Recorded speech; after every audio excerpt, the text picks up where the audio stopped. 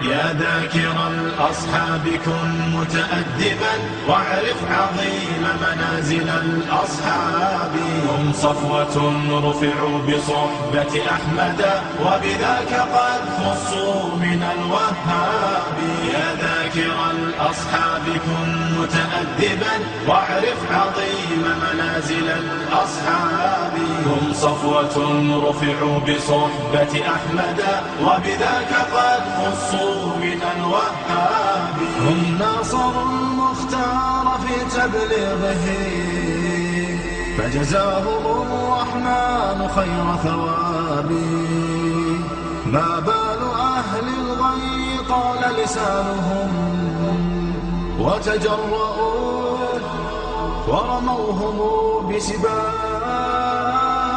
سبوا خيار الخلق من لهم العلا ولهم مقام في ذرى الأحساب. من قبل صرح أعوج عن حقده في سب شيخ متق أواب. يا ثاني الاثنين في الغار الذي شهدت له آيات خير كتاب.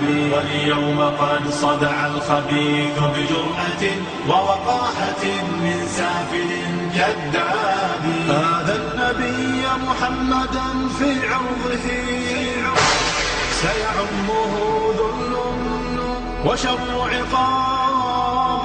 هذا النقية بنت خل المصطفى فليخزأن فسعيه كزراب. هاتيك أم المؤمنين فضلها يروى لنا في سورة الأحزاب. يا أم إني قد كتبت مدافعا والدمع مني كالندى المنساب. من ذاك يجرؤ أن ينال لسانه من زوج خير العجم والأعراب. يا من زعمتم حب آل نبيكم أخلت جماجمكم من الألباب. تمشون في درب الضلال معتب قد أخفيت عثراته بضباب. يا ذاكر الأصحاب كن متأدبا. يا ذاكر الأصحاب كن متأدبا واعرف عظيم منازل الأصحاب. هم صفوة رفعوا بصحبة أحمد وبذاك قد خصوا من الوهاب. يا ذاكر الأصحاب كن متأدبا واعرف عظيم منازل الأصحاب. هم صفوة رفعوا بصحبة أحمد. يا ذاكر الأصحاب كن متأدبا واعرف عظيم منازل الأصحاب. هم صفوة رفعوا بصحبة أحمد وبذاك قد خصوا من الوهاب.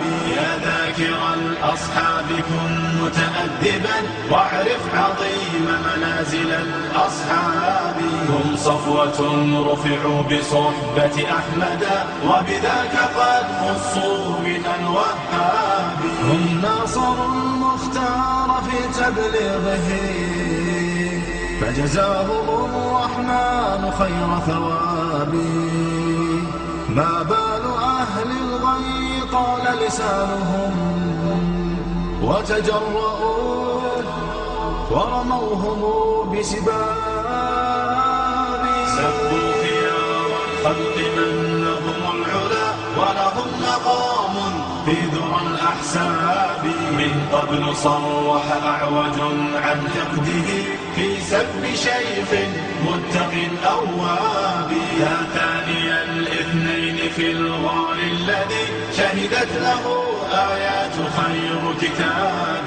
واليوم قد صدع الخبيث بجرأة ووقاحة من سافل كذاب. هذا النبي محمدا في عرضه سيعمه ذل وشر عقاب. هذا النقية بنت خل المصطفى فليخزأن فسعيه كزراب. هاتيك أم المؤمنين فضلها يروى لنا في سورة الأحزاب. يا أم إني قد كتبت مدافعا والدمع مني كالندى المنساب.